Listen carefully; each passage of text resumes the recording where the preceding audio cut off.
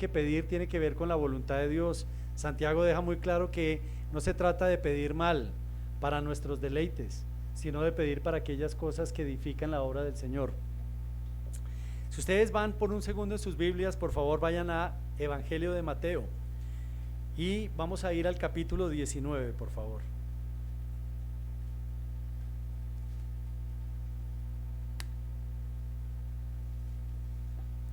En el Evangelio de Mateo, en el capítulo 19, el Señor se encuentra en esto que llamamos el año de pasión. Está casi a punto de culminar la obra para la que vino y tiene esta conversación con sus discípulos. Y él ha estado haciendo milagros y ha estado mostrando su soberanía en todo. Y en el versículo 27, esto es lo que le preguntan. Dice en el verso 27, entonces respondiendo Pedro le dijo: he aquí, nosotros lo hemos dejado todo y te hemos seguido. ¿Qué pues tendremos? Es una buena pregunta. Recuerden que la vida en la época del Señor Jesucristo era difícil. No había salario mensual, no había EPS ni medicina prepagada y se vivía día por día. Así era la vida. Si usted se enfermaba, no existía un lugar a donde usted podía pedir una cita y asistir a ese lugar para que le dieran una medicina. Estos hombres acompañaban al Señor y ya era el tercer año de acompañarlo. Y recuerden que ellos antes se ganaban la vida de una forma muy particular, especialmente Pedro, su hermano, Juan y su hermano, y era que pescaban. Y estos hombres sabían que salían temprano en su barca, lanzaban las redes, pescaban su alimento y vendían los demás peces.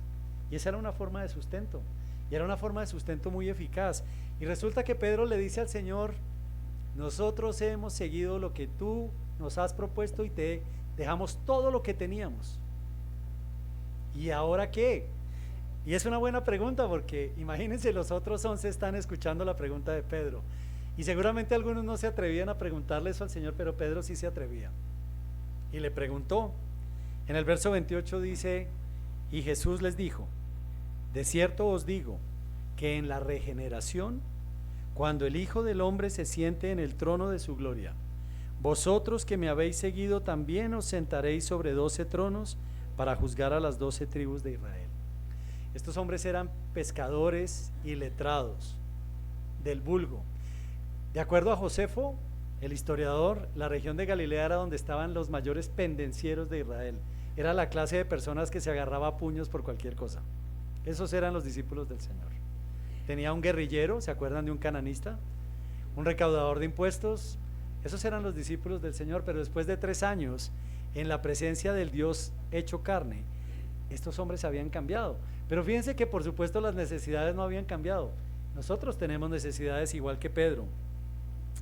Y les ofrece algo, pero no se los ofrece para ese lugar ni para ese momento. Él les dice qué es lo que va a pasar en el futuro. Él dice cuando llegue la regeneración. Y lo que les da es, noten algo, al lado del rey les ofrece 12 tronos. Y van a tener la facultad para juzgar las 12 tribus de Israel. Los pescadores, el recaudador de impuestos que era odiado y aborrecido por todos sus hermanos en Israel, ellos van a juzgar a esas tribus. Ahora, por supuesto, a Pedro le faltó algo durante el tiempo que anduvo con el Señor. Nunca le faltó nada, y nunca le faltó nada por el resto de su vida, porque esa promesa del Señor es la promesa que recibimos nosotros, y es que si estamos trabajando en la obra del Señor, nunca nos va a faltar nada. Y eso es parte de lo que tenemos que considerar ahora que empieza el año. Y fíjese lo que dice en el verso 29 cuando sigue la respuesta, y dice: y cualquiera que haya dejado casas, o hermanos, o hermanas, o padre, o madre, o mujer, o hijos, o tierras por mi nombre, recibirá 100 veces más y heredará la vida eterna. ¿Cuánto precio tiene la vida eterna? No hay ningún precio que podamos pagar. Lo que el Señor nos ofrece es una morada en el cielo. Y a veces nos olvidamos qué significa heredar una morada en el cielo. A veces nos olvidamos de cuál es el opuesto de esto. Los judíos le llamaban Gehenna al lugar en donde quemaban la basura. Esa es la palabra griega que se usa usualmente en el Nuevo Testamento cuando se habla de lo que llamamos infierno. Es el lugar al que el Señor se refiere muchas veces. Y dice, donde el fuego nunca se apaga y el gusano nunca muere. Es decir, es ese lugar que aprendimos en Lucas 16, en donde se encuentra este hombre rico disfrutando del verano eterno a una temperatura superior a la de Santa Marta o de Barranquilla. Y lo único que clama es que le den una gota de agua en un dedo. Y cuando nosotros entendemos que ese es el otro lugar, quizás empezamos a apreciar cuál es este cielo del que el Señor nos habla. Es este reino que Él nos promete, pero ese reino no lo vamos a heredar en esta tierra y no lo vamos a heredar en esta vida. Pero muchas veces nos olvidamos que este tiempo aquí es corto. Recuerden que Santiago dice que es como una neblina que permanece por un tiempo y luego se desvanece. Es rápido. A veces pensamos, ¿y será que me recordarán cuando me muera? Mucha gente es muy vanidosa y orgullosa diciendo, espero dejar mi legado. Y quizás el legado dura unos años entre sus familiares. Si usted llega a ser alguien muy importante, de pronto lo recuerde algún libro de historia. Pero entre tanta historia que ha ocurrido en el mundo durante estos 6000 y tantos años, seguramente usted no es la primera opción cuando va uno a buscar en Google, ni yo tampoco. Entonces, recordemos que la herencia que el Señor nos promete ahora que empezamos el año es la misma.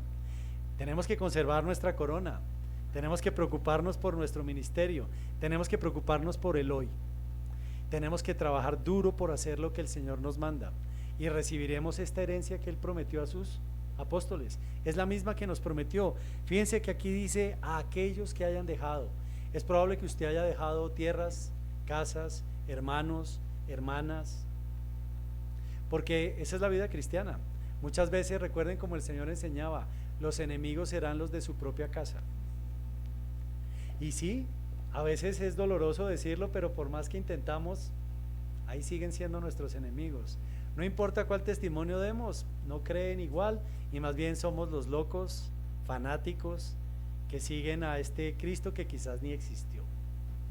Porque si vemos todo lo que nos quieren enseñar hoy en día es quizás el hombre, pero nunca el Dios. Quizás se equivocaron los historiadores. Quizás todo lo que dice la Biblia es falso.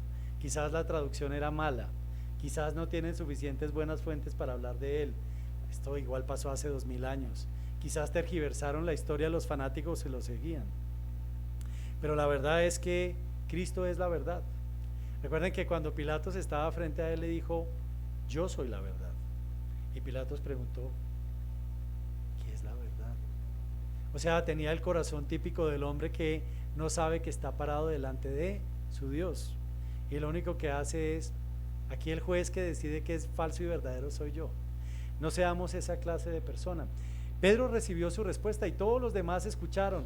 Una de las cosas increíbles que aprendemos en la Biblia cuando la leemos es, cada vez que pasaba algo el Señor siempre le respondía a uno, pero le respondía a todos.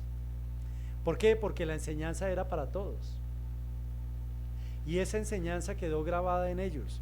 Por eso estos hombres continuaron el ministerio y se acordaban por el poder del Espíritu Santo de lo que Cristo les dijo. Sabemos que ninguno de los 4 evangelistas escribió su evangelio cerca de la ascensión del Señor. Pasaron décadas hasta que escribieron, pero el Espíritu Santo les recordaba cada palabra. Se dieron cuenta que el Señor usó la palabra regeneración. Es una palabra muy particular. En griego, esta es una palabra que está compuesta por 2 palabras. La palabra regeneración en griego se lee palingenesia. Palin es una palabra, genesia es otra palabra. La palabra palin significa de nuevo y la palabra genesia viene de la palabra génesis, igual que nuestro libro, que significa nacer, nacer de nuevo. Entonces recuerden que hay un momento en el que nos vamos a reunir con el Señor y este cuerpo de inmundicia ya no va a estar. Ese día es el día de la regeneración. Ese día, aunque somos salvos y tenemos el Espíritu del Señor, finalmente nos vamos a despojar de este cuerpo de maldad y recibiremos un cuerpo como el del Señor Jesucristo. ¿Cuál? El cuerpo que Él tenía cuando resucitó y se presentó delante de sus apóstoles. Cuando llegó y primero solamente había 10 en el aposento alto y les mostró que lo podían tocar, comió delante de ellos, pero había un incrédulo que no estaba ese día. Ese se había ido a resolver sus cosas y dijo, no sea que los romanos o los judíos me encuentren por aquí, yo más bien voy a dejar mis cosas listas. Y se perdió de la primera aparición del Señor. Sin embargo, el Señor volvió nuevamente una semana después y esta vez sí estaba el hombre. Y cuando se presentó lo llamó y le dijo, ven, tócame. Ese es el cuerpo. Ese es el cuerpo al que se refiere el Señor cuando usa la palabra palín, recuerden, es una palabra, y genesía, que viene de la palabra génesis, es la segunda palabra, y tiene que ver con nacer de nuevo. Voy a pedirles que por favor vayan en sus Biblias a Tito, capítulo 3, por favor, porque este proceso ya empezó. Este proceso en todos los que somos salvos ya está en este momento en desarrollo. Y es importante que recordemos ahora que empezamos este año que el poder conservar nuestros galardones y nuestras coronas tiene que ver con nuestro trabajo por el Señor. Y ya vimos que Pedro preguntó, quizás usted pregunta, Señor, ahorita tengo un grave problema y te sigo, ¿y qué hay para mí en esto? El famoso CBY, ¿cómo voy yo ahí? ¿Hay algo para mí en todo esto o no? Y a veces somos impacientes, pero el Señor escucha cada oración, Él conoce cada corazón. Y recuerden que la eternidad es eterna, no sabemos cuánto tiempo es eso, pero a veces esos pocos momentos de impaciencia y de intranquilidad no son comparables con la gloria venidera. Eso nos lo enseña Pablo. Miren lo que le enseña a su discípulo Tito. Recuerden que Tito va a ser encargado por Pablo para hacerse cargo de una iglesia más adelante, en una isla, en la isla de Creta.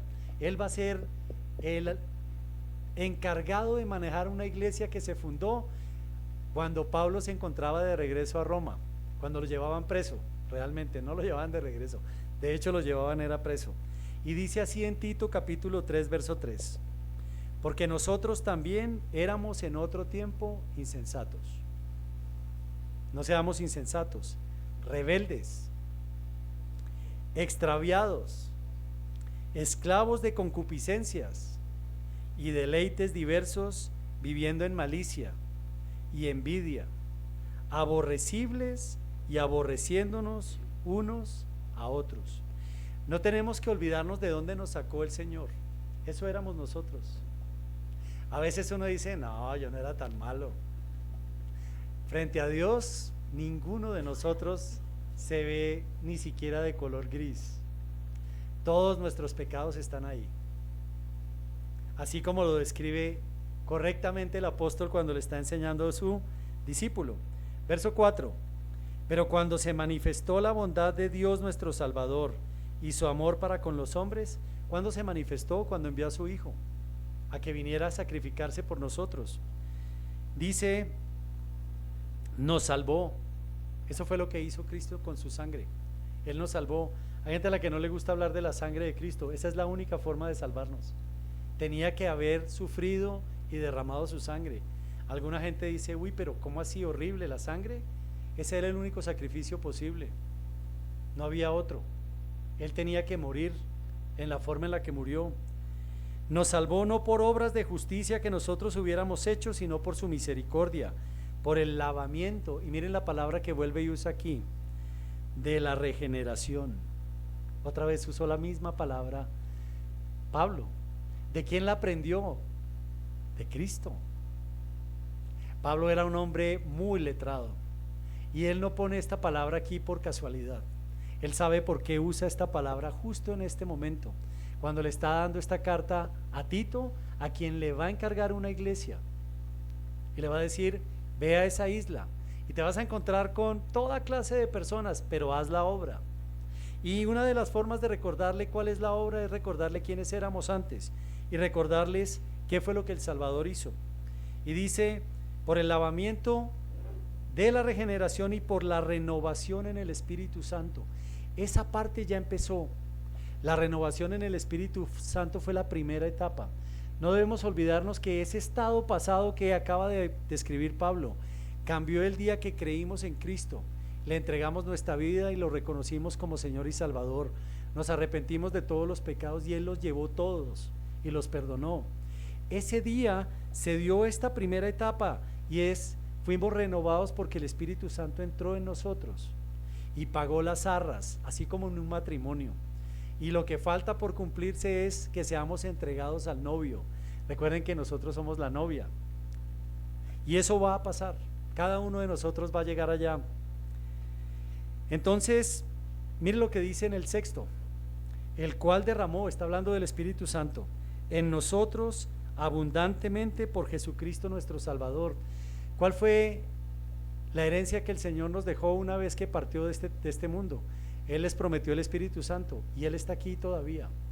Y Él sigue cumpliendo la función que el Señor Jesucristo le dio: convencernos de pecado, de justicia y de juicio, y permitirnos que continuemos este proceso de renovación. Y dice en el verso 7: para que justificados por su gracia viniésemos a ser herederos conforme a la esperanza de la vida eterna. Entonces noten que hay un paso pendiente. Estamos en medio de un proceso. Ya dimos el primer paso y seguimos creciendo. Que este año sea para seguir creciendo en el Señor. No perdamos eso de vista. Algunos de ustedes alguna vez seguramente han escuchado quién es James Hudson Taylor. James Hudson Taylor es el hijo de una familia inglesa. James Hudson Taylor nació en China, porque sus padres vivían en China al momento en el que él nació. Él fundó en el siglo XIX algo que se llama el Ministerio al Interior de China. ¿Y cuál era el propósito que tenía Hudson Taylor? Él quería predicar el Evangelio en China. Él sabía la importancia de predicarle a los que quizás en esa época eran 500 o 600 millones de chinos. Hoy en día son 1.200 millones de ellos. Está prohibida el cristianismo y la persecución en este momento es muy intensa. Están metiendo presos a los pastores y a todos quienes asisten a las iglesias cristianas. Pero James Hudson Taylor decidió que esa era su misión. Este hombre en su ministerio, simplemente si no lo conocemos hoy, duró 54 años de su vida. Trajo 800 misioneros a China, es decir, no fue solamente él, trajo consigo 800 misioneros, fundó 125 escuelas y ayudó a 20,000 chinos a convertirse al cristianismo. Estableció más de 300 centros de trabajo en toda China. O sea, tuvo un ministerio muy importante. En el siglo XIX, quienes ayudaban a este hombre eran los pastores más famosos que conocemos de ese siglo. Ellos eran los que le ayudaban a Hudson Taylor a continuar la obra. Y como siempre, hay buenas historias de las que podemos aprender de lo que estamos hablando. Fíjense que de lo que estaba hablándole Pablo a Tito era lo mismo que Pablo le enseñaba a Timoteo. Es lo mismo que el Señor le enseñó a sus apóstoles. Y les voy a contar una historia de Hudson Taylor. Este hombre decidió estudiar medicina y él conocía cuáles eran las necesidades en China, porque como mencioné antes, sus padres estaban viviendo en China cuando él nació. Y luego de convertirse en médico, él quería ser misionero allá, quería regresar a China. Para prepararse para las dificultades, a pesar de que él era hijo de unas personas que tenían algunos recursos, se fue a un barrio que se llama Drainside. Si ustedes traducen la palabra Drainside, es como decir el lado en donde se drena. Era un barrio muy pobre que se encontraba ahí en Londres. Este hombre dijo: si yo quiero empezar a prepararme para el ministerio, me voy a ir a donde la gente me necesita. Era un barrio marginal en Londres. Él descubrió, y parte del compromiso que hizo es que en vez de estar comiendo la comida a la que estaba acostumbrado, él se podría acostumbrar a desayunar, almorzar y cenar con hojuelas de maíz y un pedazo de pan. Eso fue lo que decidió. Él dijo: si yo quiero vivir como vive la gente en China, voy a cambiar mi dieta y me voy a dedicar todos los días a comer hojuelas de maíz con pan. Y por supuesto, él siendo médico entendía que las proteínas eran importantes, así que cuando podía comía alguna proteína, pero esa no era la dieta normal que tenía Hudson Taylor. Y de esta forma, ¿qué hacía? Todo el dinero que llegaba a sus manos lo ahorraba. ¿Por qué? Porque él quería comprar suministros médicos y poder contribuir con esas familias marginales que había allí. Un día escribió en su diario, Hudson Taylor tiene un diario, si alguno de ustedes quiere leerlo alguna vez, en donde relata muchas de las historias de su vida. Y dice, escribió a su hermana que tenía un problema.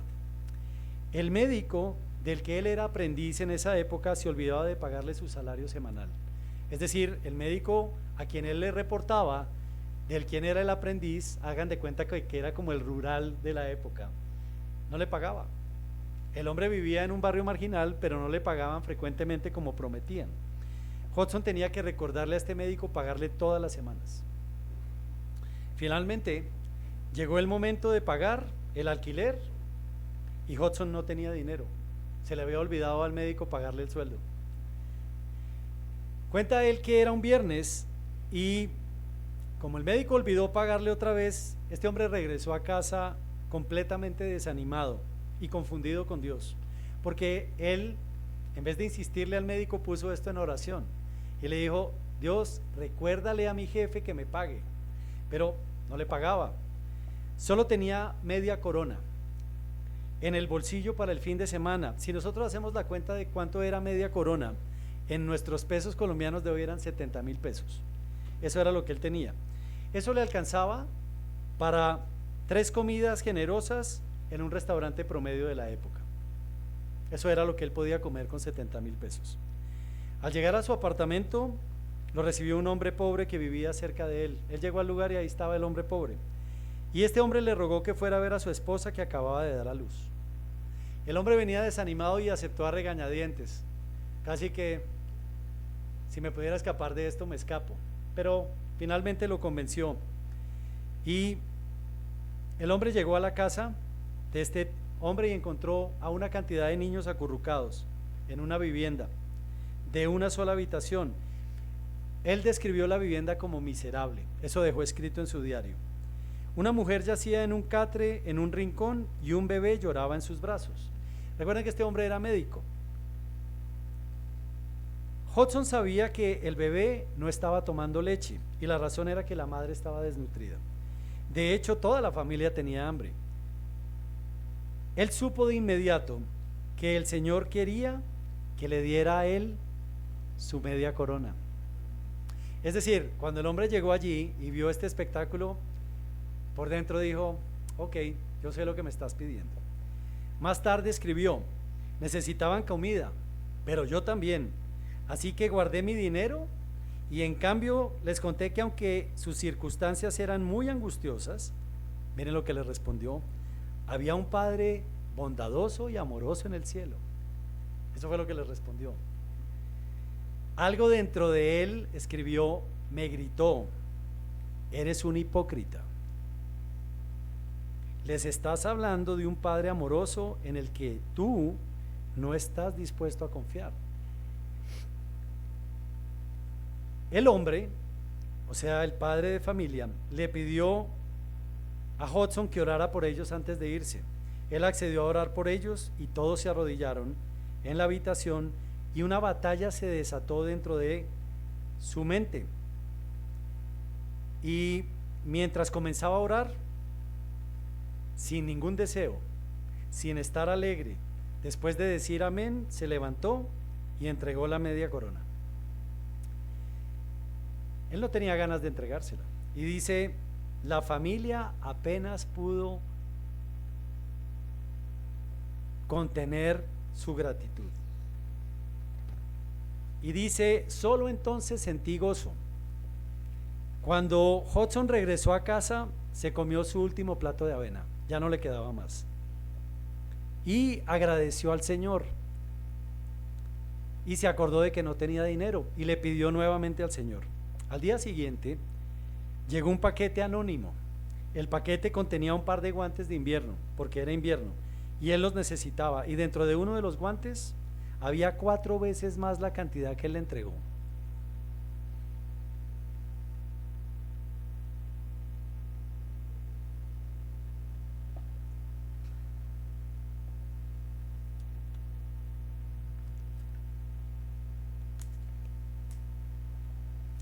Eso es mantenerse firme. Esa es una historia real. Cuando ustedes leen sobre la vida de este hombre, se van a encontrar que le pasó esto muchas veces.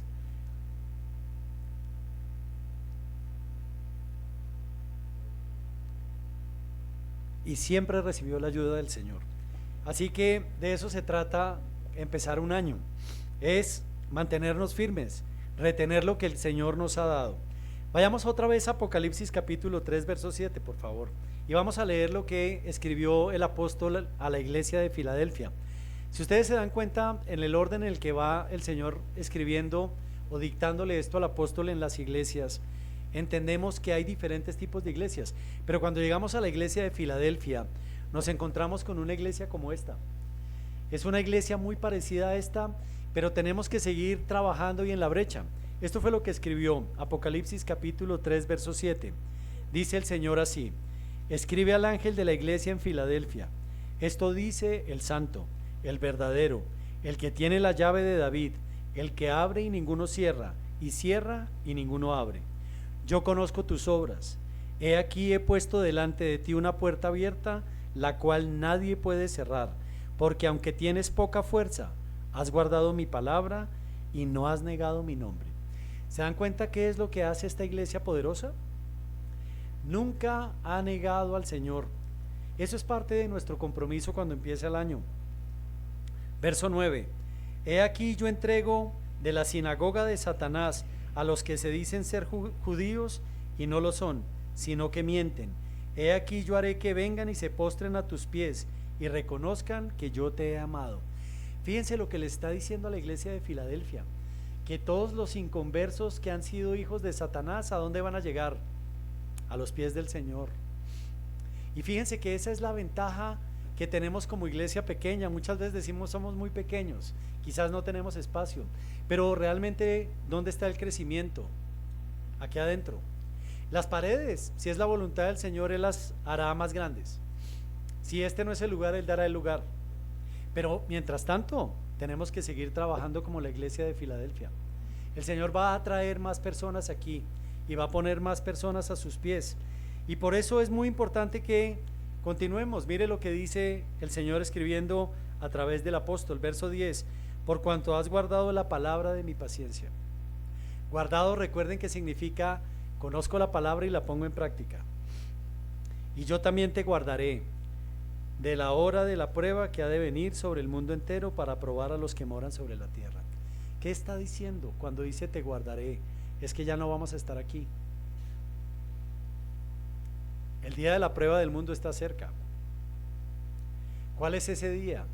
Para que ese día venga, primero el Señor va a cumplir lo que le enseñó a los tesalonicenses en el libro primero de Tesalonicenses capítulo 4, y Él va a tomar a su iglesia. Mucha gente dice rapto, sí, la palabra griega que se usa es harpazo, que significa tomar de repente. Esa es la palabra que hay. Así que cuando alguien le diga que rapto, esa palabra no está en la Biblia. No, está la palabra harpazo, que en griego significa exactamente eso: tomarnos en un abrir y cerrar de ojos. Así que lo que el Señor está prometiéndonos es, si somos fieles, Él nos va a librar de esa hora. Pero quienes queden aquí van a sufrir 7 años supremamente dolorosos y complejos. Verso 11, así fue como empezamos: he aquí yo vengo pronto, retén lo que tienes para que ninguno tome tu corona. Una cosa muy bonita que el Señor le dice a sus apóstoles después de la pregunta de Pedro y después de la respuesta que le da está en Lucas capítulo 12, verso 32. El Señor dice algo que nosotros nunca debemos olvidar. Si van en sus Biblias por un segundo, es un simple versículo, pero nosotros, al ser como esta iglesia pequeña, entramos dentro de lo que el Señor les da para confortar a sus apóstoles después de todo lo que han escuchado de Él. Lucas capítulo 12, verso 32 dice: no temáis, manada pequeña. ¿Se dan cuenta que usa la palabra manada pequeña? Está hablando de muy pocos. Eso somos nosotros, somos pocos, porque a vuestro Padre le ha placido daros el reino. Esa es la promesa que tenemos del Señor. Comienza este nuevo año y nuestro objetivo debe ser retener lo que tenemos, asegurar nuestras coronas.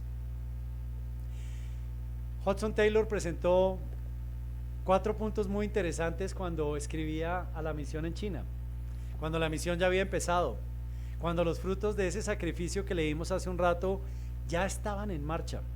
Y voy a compartirles los 4 puntos que Hudson Taylor le enseñó a la iglesia que él fundó en China.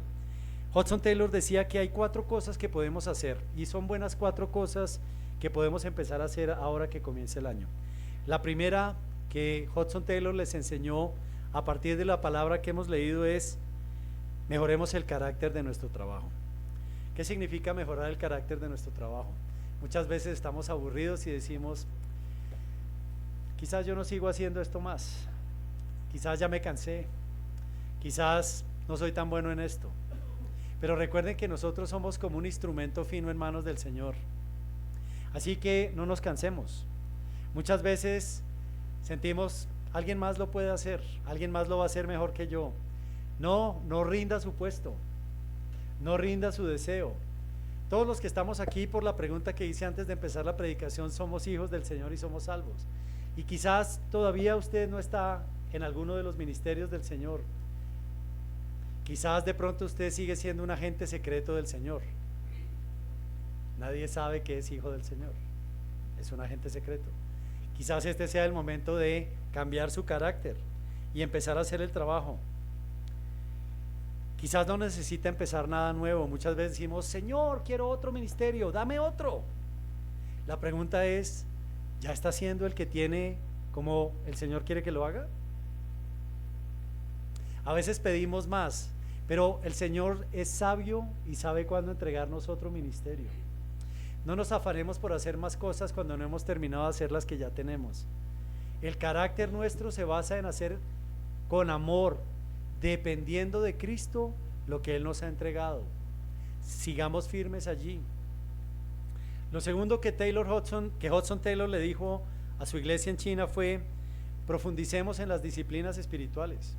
Nosotros hemos recibido dones y quizás esos dones no se están poniendo en práctica en nada de la obra del Señor.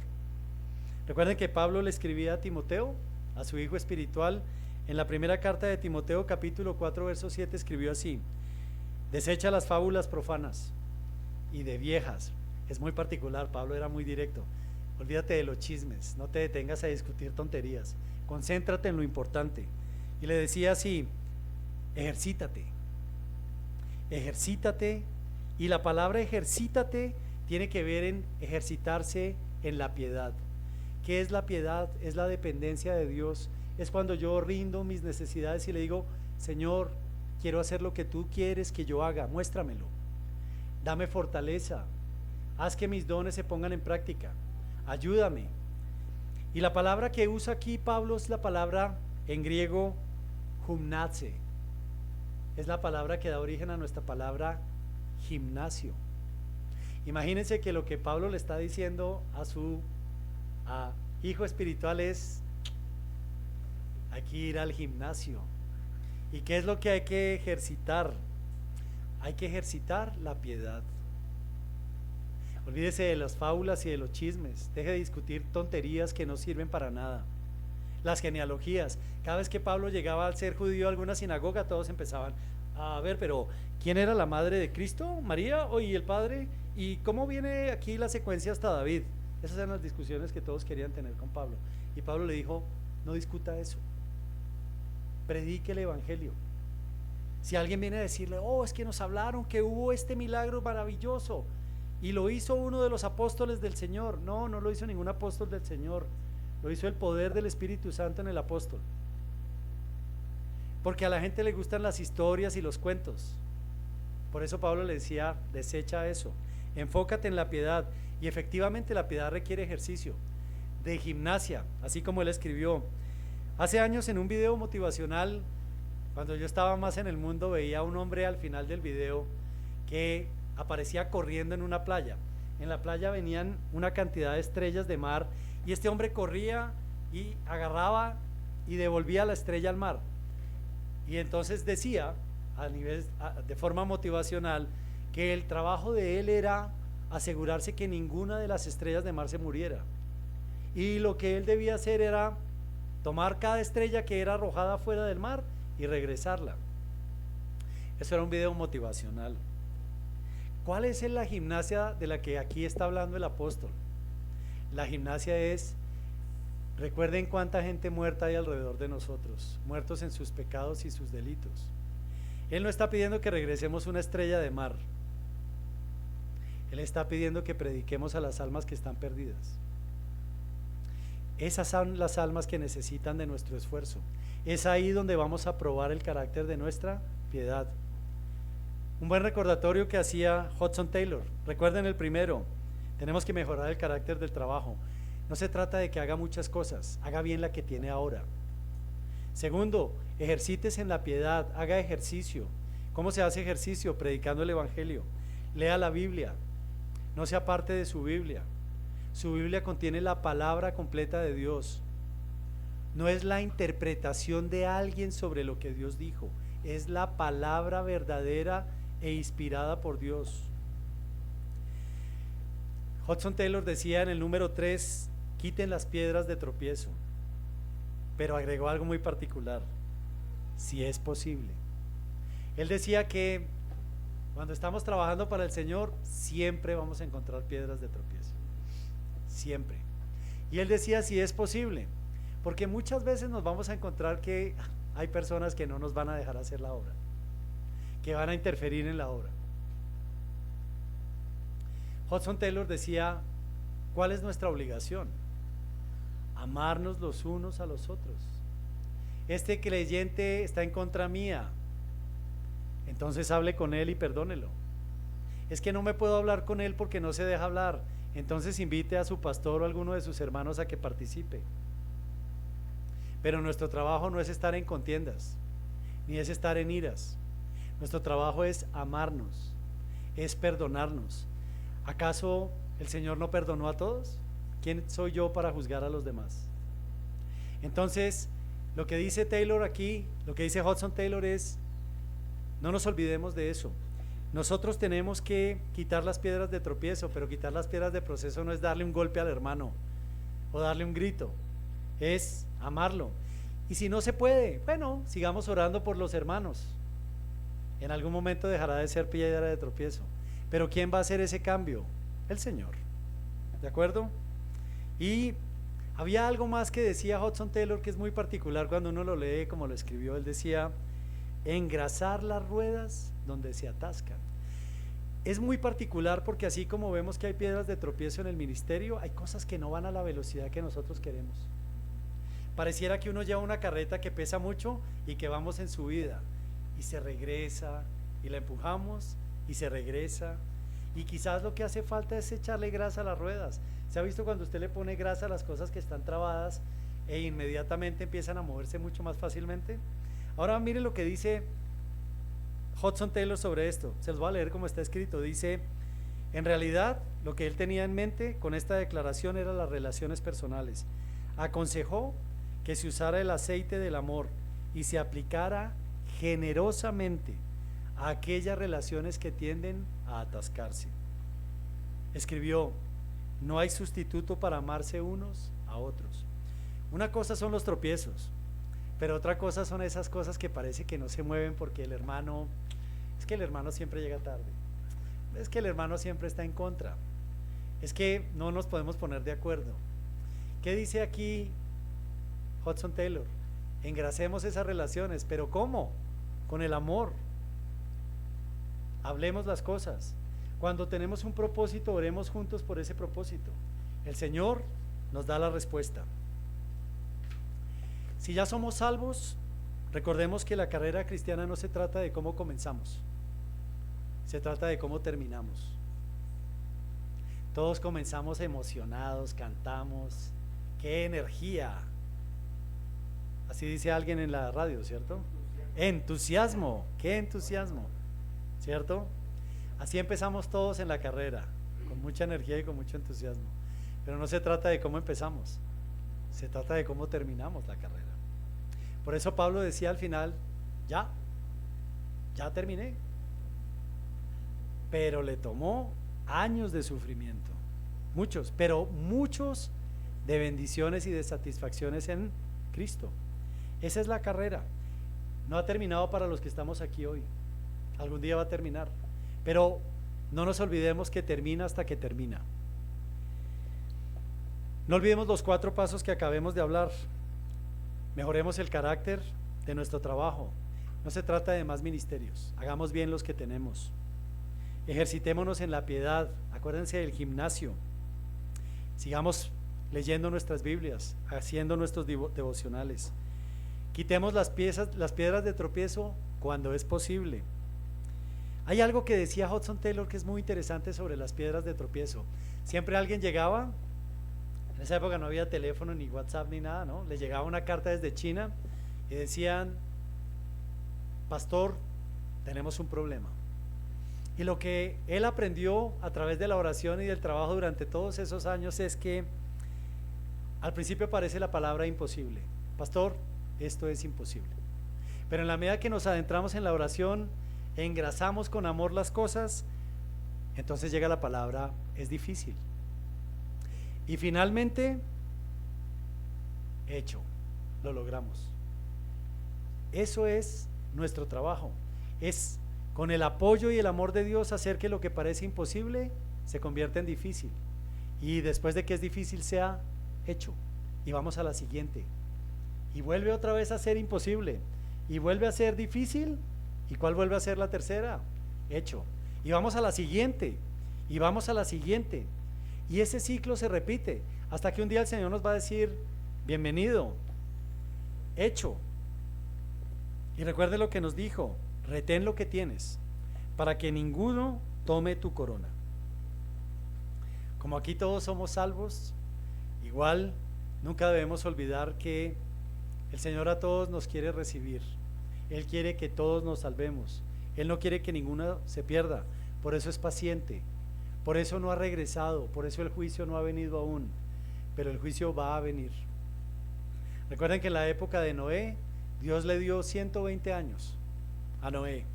Él solito tenía unos pedazos de madera, iba armando esa arca que Dios le enseñó, y todos los paganos llegaban y se acercaban y lo veían y le decían: ¿y eso para qué es?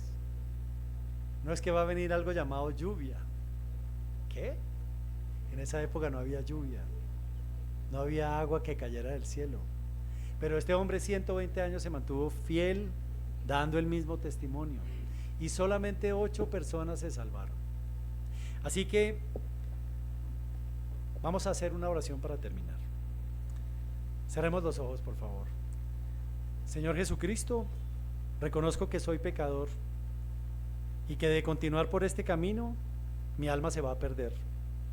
Estoy arrepentido de todos mis pecados y quiero reconocerte como mi único Señor y Salvador. Por favor, lávame con tu sangre preciosa que derramaste en la cruz. Límpiame de todo pecado y regenérame hoy mismo. Por favor, séllame con tu Espíritu Santo y sepárame para ser parte de la familia de Dios. Damos gracias al Señor por esta primera reunión de este año, y le damos gracias porque nos permita poder continuar en su obra. Muchas gracias, hermanos y hermanas, el día de hoy. Que Dios los bendiga.